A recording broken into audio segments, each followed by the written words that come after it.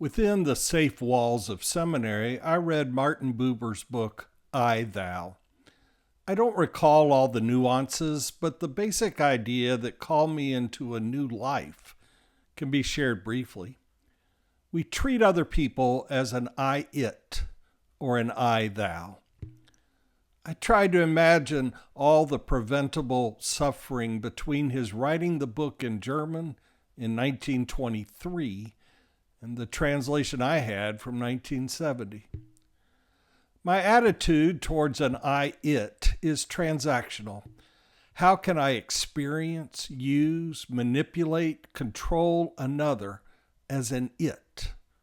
When I dehumanize, categorize, judge, hate, exploit, define another, I am treating someone as an it. Joseph Stalin was born a year after Buber's book. His quote in the Washington Post, January 20th, 1947, illustrates I it. If only one man dies of hunger, that is a tragedy. If millions die, that's only statistics. And I-thou is a relationship that does not objectify another, but lives in a fully present relationship. When I treat others as a thou, not an it, they in turn are drawn into relationship with me.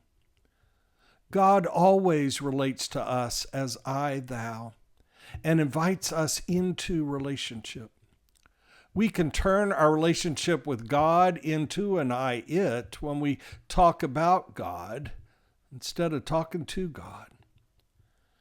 Writing clergy in his letter from a Birmingham jail, April 16, 1963, the Reverend Dr. Martin Luther King Jr. writes, "Segregation, to use the terminology of the Jewish philosopher Martin Buber, substitutes an I-it relationship for an I-thou relationship and ends up relegating persons to the status of things.